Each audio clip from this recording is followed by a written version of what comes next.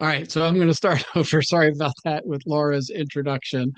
Um, Laura helps speakers, consultants, coaches, trainers, authors, and business leaders communicate in ways that earn trust, inspire confidence, and win business. She's a former corporate sales executive, film and television actor, and she brings a unique combination of corporate business experience and performance expertise to every audience, teaching professionals how to communicate with greater credibility, executive presence, and influence in high stakes moments. Sorry. Laura, pleasure to have you here. Thanks for joining our summit, and I'm going to turn it over to you. Thank you so much, Jay. Thank you, Aaron. Delighted to be here. So I'm going to just start sharing my screen, and I am going to launch into it. So hopefully everybody can now see this.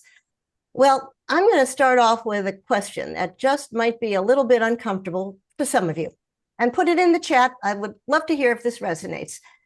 How many of you have ever walked out of a proposal meeting thinking, oh, well, that went real well? And then crickets. You never got the business. You didn't lose because you weren't qualified. You, of course, were. But you lost because somebody else just felt like less of a risk. So today, what I want to talk about is why. And I would like for you to come away with three different things. Number one, that the expertise alone is not going to win you the corporate business. It's only going to get you so far. Number two, you can't accurately judge yourself and how you're being experienced by buyers. You just can't. And number three, if you want to change that, I want to show you the very first steps that you can start today. So let's just kind of address this question. Why do two equally qualified experts, same credentials, same pedigree, same years of experience, get completely different results? One has the contract and one doesn't. If you've ever felt like this was you, just put it in the chat. I would like to see how many people are affected, because I think most of us at one level or another have really experienced this. So let me ask you next, what if expertise really isn't the problem? Maybe you're just chasing the wrong goal. You see, a lot of experts out there are just going to be chasing more credentials. They're going to be including more content. They're going to be loading up on their socials. They're going to come up with another framework or retool it and pivot and try to figure out what else they have to do. And all along, I'm suggesting that they just might be solving the wrong problem.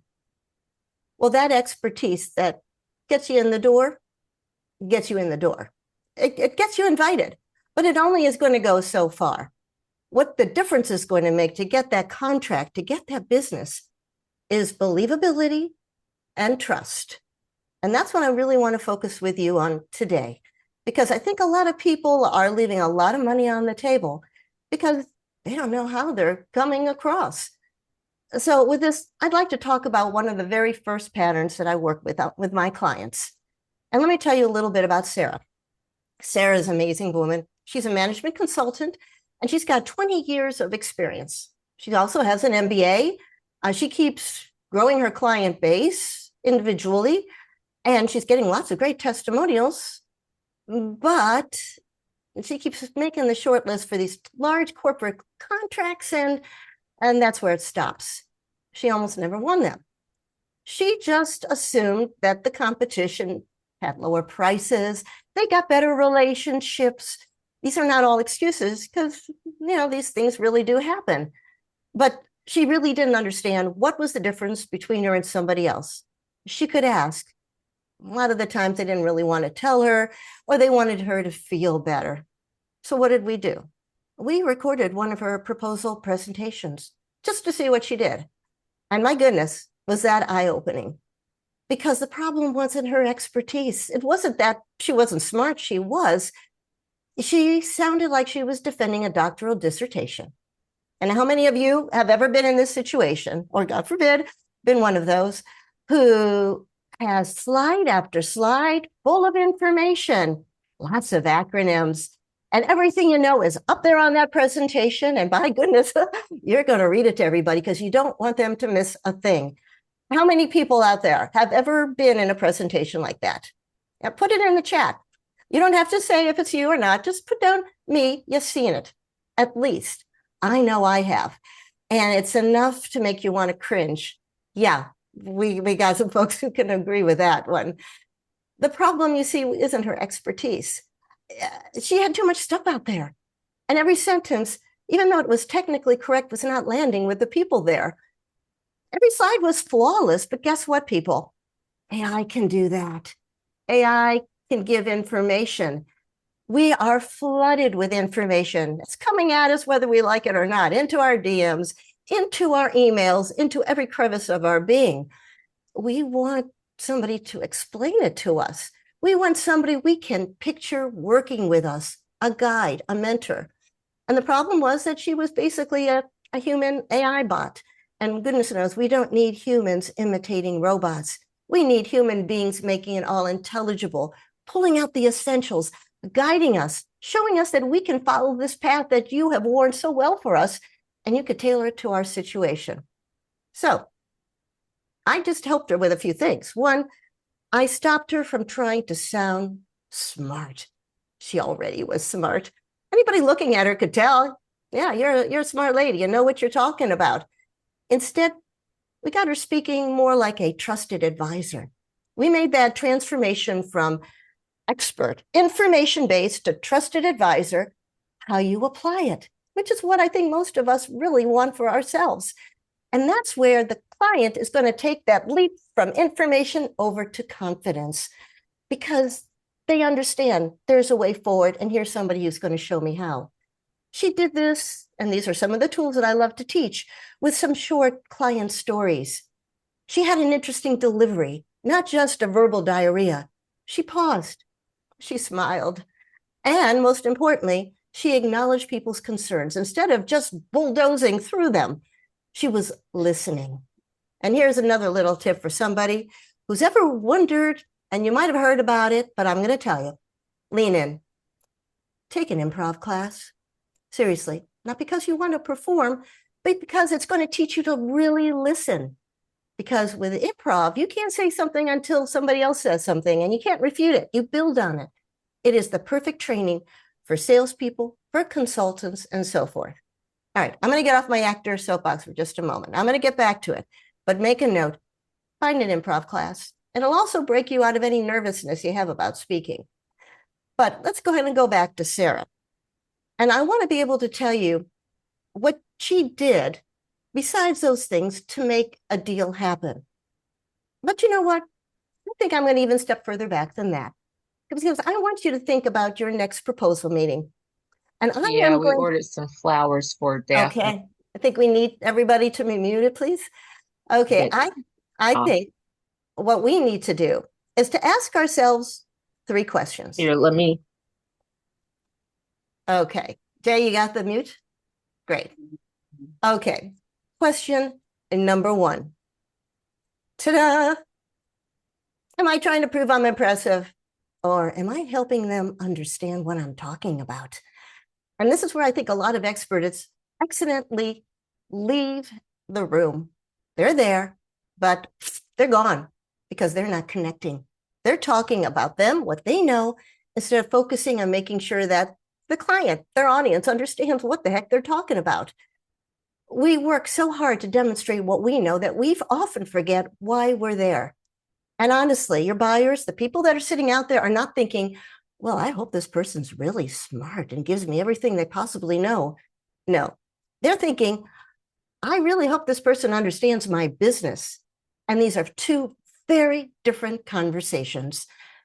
So think about it. If your presentation is mostly about your methodology, your certifications, your process, your accomplishments, well, you might be answering questions they're not even asking yet.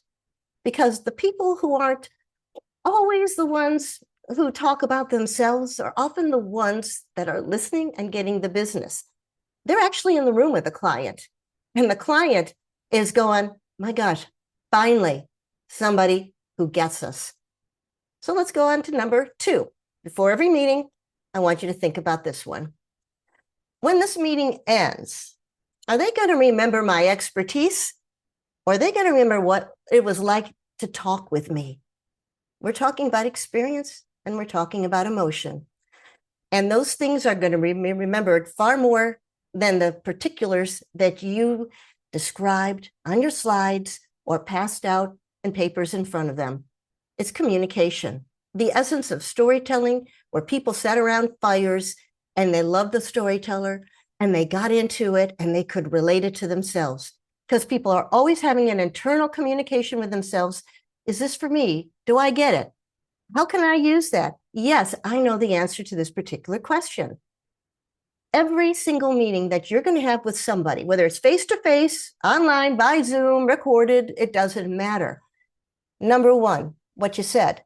And number two, how people felt when they were with you. Did they feel good? Were they bored? Were they intimidated? Or did they want to lean in, oh my gosh, like with Erin, I want to know more. This lady knows a lot of stuff. I think she can help me. We have all met these incredibly knowledgeable people who left us exhausted. Think of the professor up there in the front of the classroom, just yammering on and, oh my gosh, we can't keep up. Or the lecturer where we feel like they're so above us, we can't understand a word that they're saying. But we've also met people who make us feel calm and understood and confident in ourselves and hopeful. And they didn't necessarily throw us a bunch of stuff. They gave us enough to realize this is somebody I need to know more about, I need to learn more about, and I want a subsequent meeting. So corporate buyers aren't just remembering information, they're remembering the experience. And these experiences are honestly what people are going to trust. So let's get to that third question. Number 3, can they picture working with me every week, let's say for 6 months or however long your program is? In other words, do they like you? Do they want to be around you? And yes, all that know and trust stuff, all that comes together. But do they believe you? Do you know what you're talking about? Can you really help them? And I think this is the question that people don't really ask themselves. Because winning a corporate contract isn't like making a retail purchase, especially over the phone or online. People are not buying a product. They are buying a relationship. They're buying a transformation, a path forward. And they're going to wonder, what is it going to like to have this person in our meetings, let's say every Tuesday afternoon? How are they going to handle disagreement among the team members? Will they stay calm under pressure when the CEO walks in? Can I put them in front of my CEO? And am I going to enjoy solving difficult problems with them? Can I open up? Because if they can't picture working with you, they're probably not going to. And that really, honestly, has very little to do with how smart you are or how many credentials you got. Every buyer is going to ask, and they're not going to tell you this, but they're thinking it internally. Can I trust this person? Are they going to represent us well? Will they make me look smart? Can they influence our people, get everybody on board? And really, are they going to deliver? That is something. They're not buying information. What they're doing is they're buying the confidence. Or if I had to put it all in one word, they're buying trust. Believability leads to the trust. So think about it. Every corporate buyer is really making a couple decisions. Can I trust you? And are you going to reduce my risk? Can you solve our problem? And can I trust you with our reputation? And this is always going to be emotional. The fact that you know your stuff probably got you in the room. Whether they're going to do business with you comes from the heart, and they're evaluating you. Just like they're evaluating anything they see online. Is this real or is this AI? So let me just kind of ask a little bit. Nobody said that I hired somebody to help me with my presentation, my speaking, my AI implementation, or even my roof because they had all these certifications. How many people hired people because they had all these degrees and you felt like they knew everything and that's the person to go with? If that's you, put down yes in the chat. Bueller? Well, not really. Usually we go with referrals. We go with meeting people. We get ideas. So you want to be the kind of expert that you would want to hire. It's the very same thing. So all those questions that I just gave you, the ones that you have to ask yourself before you talk with the buyer and the ones that your buyers are asking themselves are very, very important. The problem, though, it's almost impossible to answer them about yourself because honestly, it's very, very difficult to be objective. Even the coaches need coaches because how do we really come across? And sometimes you need somebody to hold up a mirror. And that's what I did with Sarah, my management consultant. And really, we just had to make a few adjustments. We didn't have to change her expertise. She didn't have to redo her framework. She didn't have to do her website or throw more stuff on socials, although honestly, that doesn't hurt. We made some changes in the way she related to people. And the way it manifested, well, she got her next proposal accepted. She won it because they weren't buying the expertise. It was changed how people perceived what she knew. And that's what they bought. They bought the confidence, knowing that everything else came along with it. Now, let me ask another question.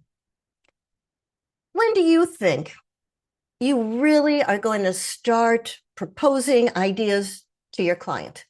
I mean, throw it in the chat.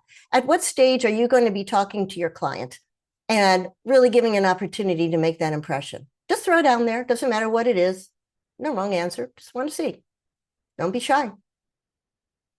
Okay, right away. Okay, what does right away mean? When you're in the meeting with them? Is it when you're setting up the calendar call? Is it when you're sending a proposal? Or is it, what is it? I'm going to tell you. Okay. It starts with your LinkedIn profile. Ah, thank you. What they think about when they're on LinkedIn. Absolutely. And there are LinkedIn experts that could tell you exactly how to get that message all put together and pointing in the same direction. But it continues in your emails. It continues in your discovery calls, and it goes down every single line of communication. Every time you open your mouth, everything you type out, everything you put out there. And by the time you're presenting, guess what? It's mostly confirming what they've already decided. They just try to figure out, do they want to work with you versus, let's say, the 2 or 3 other people that are out there in the hallway or about to walk in. That's why I'd like to introduce to you what I call my believability framework. This is what I used with Sarah. I use it with a lot of my clients because it really does help. There are 3 simple components: the credibility, the connection, and the confidence. The credibility is going to be answering one question. Can you do this job? And normally your resume gets you there. Your LinkedIn profile, your website, the information out there. Connection, the second one, goes after the second question. Do you understand me? People don't care how much you know. They want to make sure first that you understand their problem. Otherwise, you're just speaking in a vacuum and to anybody, not just to their situation. And the third thing is confidence. Can you lead me? It's not an ego thing. It's certainty. Oh, and by the way, this little purple thing in the middle, that's where trust lives. And when the buyers are experiencing all 3 of these, choosing you suddenly becomes a lot less risky to them. And that's what Sarah discovered. She already had the credibility. We needed to build her connection. And we were able to do that by checking a lot of those slides and putting in something that just helped her follow along. And if you ever are trying to figure out, how do I keep track of everything and talking live? And there are a lot of different ways. And I spend time with my clients talking about that. There are lots of different methods that you can use. But you do want to connect heart to heart, mind to people. That's what they're going to resonate with. And then finally, we built in the quiet communication skills that bestowed confidence on her. And then suddenly people were just experiencing her as trustworthy. And that's where they wanted to go. Let me just kind of give you a little bit of example, because there is a difference between performance and executive presence. I'm going to give you, let's say, a presentation, one sentence. This is performance. I am going to be overly polished. I'm going to try to impress you with what I know and how good I am. It's going to be sounding slightly rehearsed. Lots of emphasis and maybe a little bit too presentery. Our company is committed to delivering innovative solutions that help organizations improve efficiency, drive measurable results, and maximize long-term value. How many people were impressed with that? Yawn. Yeah, I gotta agree. Can you imagine going on and on? Yeah, one of my favorite examples. Bueller, Bueller, monotone. You're reading to me. And guess what? The only person who likes being read to is a small child at bedtime. Most of us don't. We want somebody to talk with us, not at us. So let's try a second take. Let's be a little more relaxed. I'm going to talk to one person, which, by the way, is what you do even in a recorded video. So hit there. Breathe. I'm going to smile a little bit because I actually like talking with you. And I'm going to try to let the words land. And I'm going to try to speak as if I'm having a conversation with you. Our company is committed to delivering innovative solutions that help organizations improve efficiency, drive measurable results, and maximize long-term data and value. So it's the same words, but did you feel anything different? I hope that you did. If you did, put yes in the chat. And which version did you trust, number 1 or number 2? And while you're doing that, I want to talk a little bit about the teleprompter. I love the teleprompter. I'm an on-camera actor, I'm a voice actor, and as far as I'm concerned, for professional work, teleprompters are the love child between on-camera and voiceover. You get to be on camera and you don't have to memorize a thing. But there is a big trick or 2 or 10 to work with it properly, because most people don't use it properly. Most business folks have no idea. And say along with me what you see happening. 1, you are reading to me and we are bored. We can tell, folks. We can tell. Number 2, your eyes are tracking across the screen, kind of like when I was doing that presentation, that one sentence. Yeah, there's nothing more exciting than a talking head. Either the head's moving or just the eyes, but you're not focused. You're not talking to the person through it. And number 3, you're boring. You're not connected. We can tell. That heart can tell, especially in the age of AI. We know when something is performed versus experienced with a real presence. So what do you do if you do have to make something and my gosh, I need my teleprompter, what am I going to do? Talk with me. I've got ways, and I can even teach you how to use a teleprompter properly, but that's not what the purpose of all this is. What I want to do today is just to kind of summarize a little bit about what I'm doing and then give you something really practical. The biggest blind spot is that communication is experienced. It's not intended. And you don't know how you're being experienced. Who there knows exactly how people are coming across, how you're coming across? Or maybe they tell you. They will if you did a great job. If you didn't, they might just smile politely and run out the door. So let me ask you this. This is the hard one. Who has watched themselves on video and then been surprised or unhappy? Well, the purpose of this is not to judge you. Believe me, most of us have, if we're women, that mean teen girl living rent-free up in our heads telling us, oh my gosh, you can't do this. You don't know what you're talking about. Oh, the imposter syndrome. Guys, I like to tell you, you got the devil on the shoulder. We're going to flick him off. And ladies, we're going to evict that mean teen girl. We don't need her. We outgrew her many, many years ago. What I'm trying to do, though, is to help you see yourselves how your buyers already experience you, because none of us experience ourselves the way others do. We always have different images, and you do need an objective mirror. So keep in mind, people are not hiring your intentions. They're hiring their experience to you. So that's why that's so darn important. And that's why my free gift is going to be of some use to you. It's the corporate believability check. It's not exhaustive, but it's going to just give you a quick idea, a quick mirror.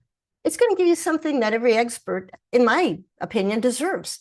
It's going to reveal some of your strengths, your blind spots, and the opportunities for growth.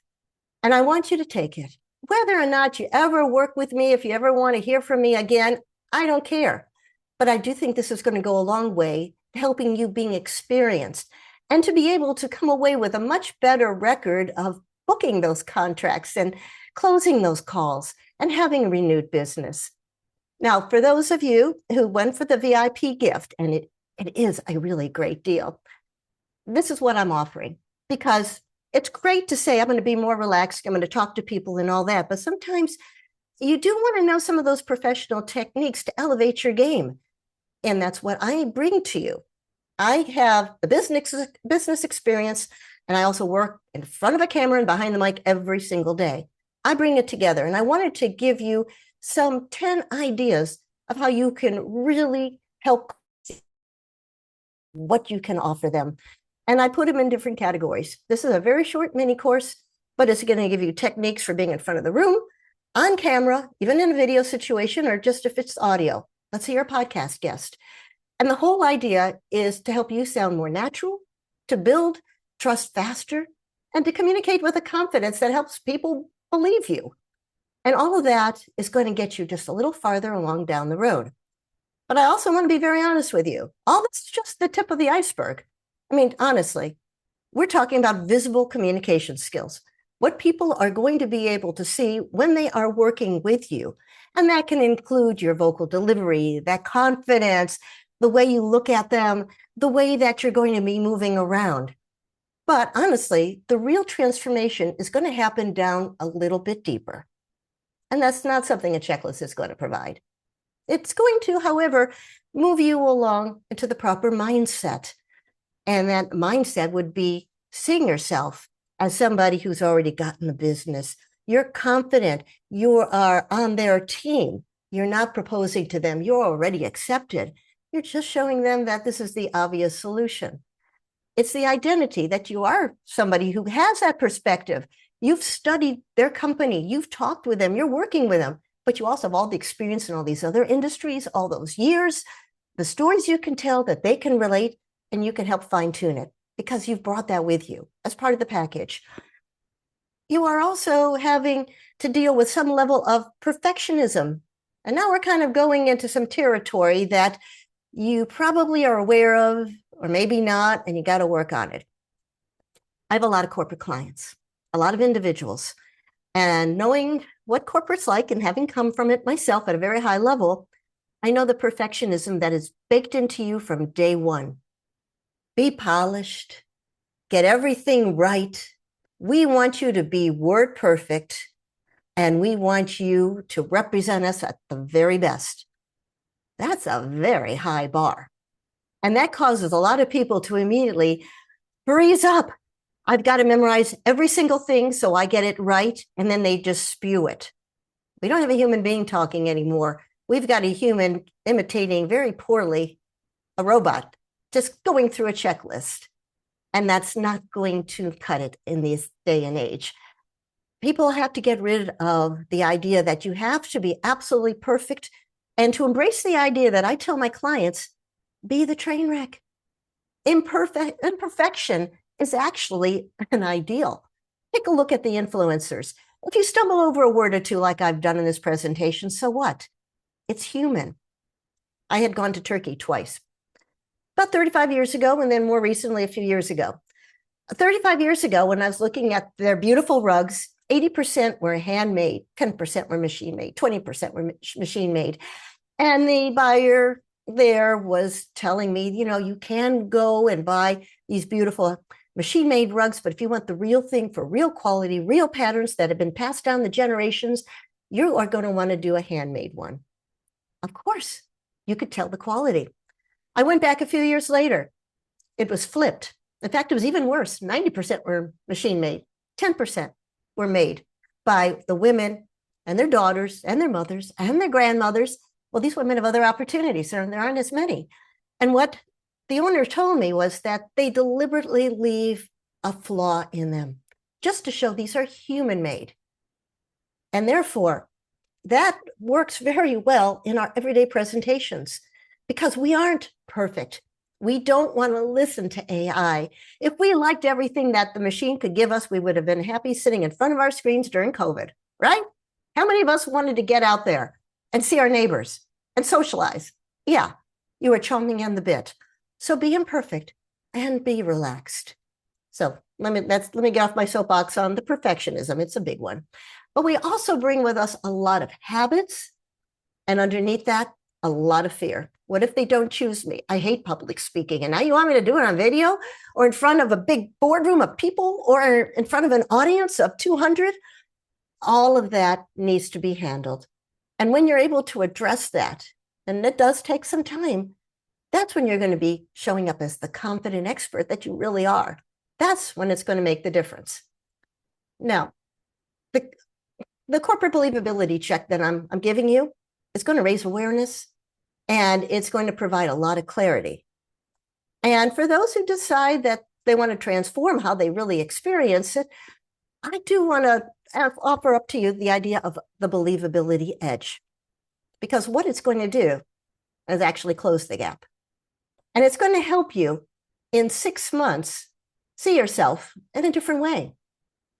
You're going to walk into those proposal meetings with complete confidence, and you're going to be the obvious choice because you're somebody they can relate to. And you listen, and you have fun, and you smile, and you tell stories, and you talk to what their pain point is. And that's where you're going to be able to cut across departments and be able to command higher fees because your presence is going to finally match your expertise. And that's when they're going to want to renew you year after year, just like Erin described. And this happens because people have fundamentally changed the way that they experience you. You have fundamentally changed it. So I just want to leave you, I want to leave you with one other thing. You're going to start with the assessment, which is the check. And if it confirms that you're already covering exactly the impression that you want to have, perfect, wonderful. I'm glad you have it. Use it from time to time. But if it's uncovering any opportunities, I invite you to talk. This is my LinkedIn profile. You can see my name.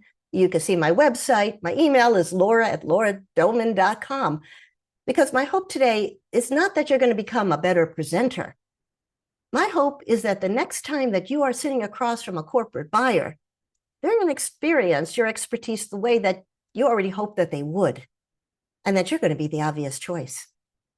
So with that, and I might have ended about 5 minutes early, Jay and Erin, but I am happy to take questions or to talk about anything else people would like to talk about. Thank you so much, Laura. Can we give some love in the chat to Laura Doman? That was a brilliant presentation. I'm sure we're going to have some questions here, and Erin's back with us as well. So yeah, that's amazing. I love the emphasis on the presentation style and that being in presence, because so many of us get wrapped up in, wanting to say, look smart, sound smart, and not just be there in the moment. And yeah, so great information all the way through, Laura. Thank you. And I see we do have a question from Deborah Morrison. Hey, Deborah. Hey, thanks so much. Very good. I wrestle with the balance that one, well, I'll speak for myself. I'm a 42-year retired certified financial planner and last 7 years financial coaching. And so I want to figure out how to differentiate that kind of experience and wisdom from the person that, pumped gas yesterday and decided to be a financial coach today, or the person that wrote a couple financial columns and now holds them out to be a financial coach and they've never managed a nickel's worth of money. And I have, on the other hand, given 34 people the dream life that they never thought was possible. So without tooting my own horn too much, I mean, I have my specifications and my degrees. Okay, great. Master's degree, certified grief coach. And I do stand alone in that. I mean, an experienced financial advisor, well, once advisor practicing, and now, wisdom around that, and the grief coach certification. And it's an interesting combination. And so how do I convey that versus Jack the Ripper, who looks like, King Kong, and do so without feeling obstreperous? Okay. I would be telling the stories about the clients and how many times you've helped them or what you've worked with them and the results that they've had.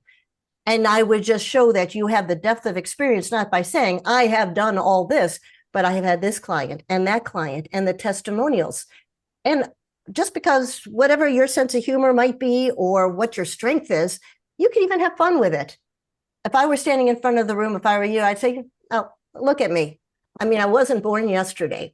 I mean, believe me, I wish I looked like I was born yesterday, but I've been doing this for 42 years. And this is what I've learned. Things change. The markets have changed. The way we invest changes. There are new assets. And I would go into the breadth of experience, how you're able to help people transition from one type of market to another. And I don't know if you deal with digital currency. Maybe the young people do, maybe they don't. But that is something you can explain. I have seen these patterns. I've seen these trends. This generally works. This doesn't work. Let me give you some examples. Thank you. That's very good for the presentation. I think I perhaps didn't express it right. How do I do that on the entry questionnaire? Like the questionnaire or a workshop. How do I put that on my one sheet without looking overdone? Okay. How to be, well, I would definitely not be hiding your experience. You definitely want to say you've had all this experience. And I would just say across the industries, whoever that you've worked with, what level of people, the returns, the numbers, all that. But I would also put on there that you distinguish yourself by really listening to where they are today and helping them find a path forward. It is not a template. It is, if this is true for you, a customized one-to-one approach. Because everybody is different, everybody's financial plan is different, where they want to go, etc. And I would put that level of personalization and attention to detail on there. Okay, thank you. I hope that helps. Yeah, Deborah, I think because you do have so many amazing stories. Like you've shared some of those stories with me, even on a boat. I'm saying boat, right? Like having fun. But like sharing the stories of, because when you get into, even when you're sharing the story of on your one sheet, have them put themselves into that position. Could you imagine having this, and all of these things, and really go into the problem that some other people are experiencing? I mean, guess what? I help solve that. And you can do that on your one sheet, right? Is really allowing for them to see, like on this call, I just had the woman's like, we don't know you. This is our first time with you. We want to get our feet wet. We want to see if you're a fit for our culture, all of these things. And I was like, yeah, this will be great. I'll come in and do this. But in that, I'm like, I also understand your culture. I grew up in this small town. I grew up, 20 minutes from where you are. And so I told the story of how that I am a perfect fit for that, not just because I've worked with Microsoft, Amazon, Boeing. She's like, I think that sounds like great, but those people have different approaches than we do here. And I was like, I get it because I was born here, right? And the story sold her about how I understand, like growing up in a logging community, blah, blah, blah, blah, right? And so you can do that in your marketing piece that allows them to see that you understand their problem and you are the solution. That's really it. I think you're great at that. So share some of that. Make it feel like they're stepping into the story, right? In your marketing or even on the questionnaire, right? And I love the leading questions that you would put on your one sheet too. There'll be some great questions to put in there. Anyone else have any questions? Yeah, I was just going to put that in there. Thanks, Deborah. Good to see you. All right. Any other questions for Laura before we move on? Yes, Adina has a question. Can I go ahead? Yeah, go right ahead. Is the volume good? High enough? We can. Okay, great. So this is my setting. I do, on the corporate side, I work with CPA firms and I design customized training for them. The big challenge I have is getting in the door. For example, I'll get the name of the person in charge for the area that would be the decider. You write to them, you send them a second email, nobody ever answers. So I wanted to ask, what advice would you have for that? It's not easy getting into corporate. And I'm sure that there will be some people speaking on how to be able to bang that door down. I do it a number of different ways. And I've actually been finding that AI has been very helpful to me. Because if you have been creating content over some time, and if you haven't, start now. By that, I mean short videos, post, a LinkedIn newsletter, whatever you're going to be putting out there, it's going to be training the AI engines to be able to associate you with a particular problem. And when you're using conversational language, and this is why blogs now I think are so important, that's all going to be picked up by AI. And it's going to help them over time see you and as one of the people that they would recommend. Now that does take time. What do you do in the meanwhile? Well, you have LinkedIn, and I would be forming those relationships. finding out who it is that you want to talk to or who those gatekeepers are. See their posts, give true engagement, give an idea, give a perspective. You will draw those people to you who see you as somebody who has something to offer. And you're not just putting like an AI response, interesting, nice post. You're responding with an insight. And over time, those relationships will build. And then you can start talking them, have a DM, have a Zoom meeting. Tell me a little bit about what you do. This is what I do. How can I help you? Do you know anybody that can refer me? This is the kind of client that I would like to have in the corporate world. And I would go through networking. There are also a lot of great networking organizations out there, both in person, locally here in Atlanta. I'm president of one of them, but I'm also a member of a lot of virtual networking organizations. And you can find introductions in business from that. I truly think as we move forward, yeah, you want to try your cold calling and your emailing, but you are going to be running up against a hard wall. It's just the way it is. But Yes. trying to get through with AI and with relationships and networking, I think, are probably the best things, or at least that's what I'm focusing on in the next year or two. And I'll say, it's funny because we bring up cold calling, but no one's doing this. This is actually how you get in. So when I was on Zoom, when I was trying to fix the Zoom to meet with the woman for the Idaho Forest Group to just have this deal I was closing, right? Yeah.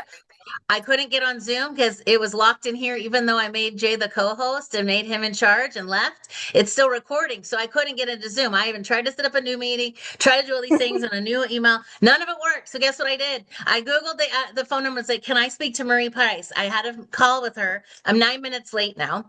And I sent an email saying, I can't get my Zoom to work. Can we have a call? So I ended up just calling and getting to the main person and say, hey, I was supposed to be meeting with Marie Price right now. Could you transfer me? She's like, thank you. So I did, and I was telling her that I couldn't get on Zoom. So we had a phone conversation, and I just closed a corporate deal from picking up the phone and using the thing that's got us everywhere until we had computers, and then we hide. But this, hey, would you put me in charge with the learning development director? Thank you. Like, do that. In the old days, we called it. In the old days, we called it dialing for dollars. Yes, I have tried calling. For me to call is not a problem. Public speaking is my world. I could talk to the president. They don't pick up the phone. That's also true. I've run into that, but some people do. And then go to the website. And sometimes if you want to do a little bit of sleuthing and you're on their website, they will list what their socials are.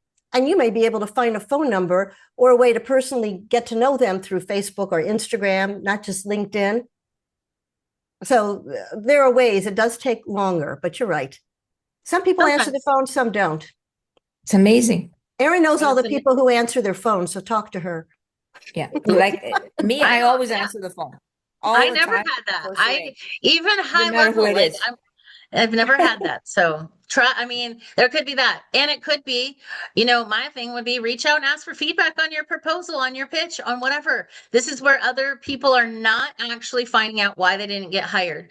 When I got in the speaking industry and I was just speaking and just doing events and sending to organizers and all those things, I literally was not getting responses back. So I called them and said, hey, I pitched to speak at this event for this, blah, blah, blah. Why didn't I get it? Can you please tell me? You won't hurt my feelings. I want to be better.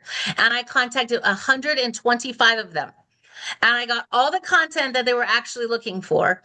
And that's what got me into this business and teaching other people how to do this, because I learned what they were looking for was not what I was sending. So there could be something off on what you're putting together and how you're sending it. Like, and is it like, take that scorecard. Is it 80% about you and 20% about them, or the reverse? You want 80% about their problem and 20% about you. Right. So it's to go back and look at those things and see what's happening for you, but ask for feedback. And if I could jump in. Yeah, go ahead. I would just say, follow up, even the ones that haven't responded or said no. Yeah. Just be top of mind. You never know. They could call you in 6 months to 6 years. It happens. Yeah.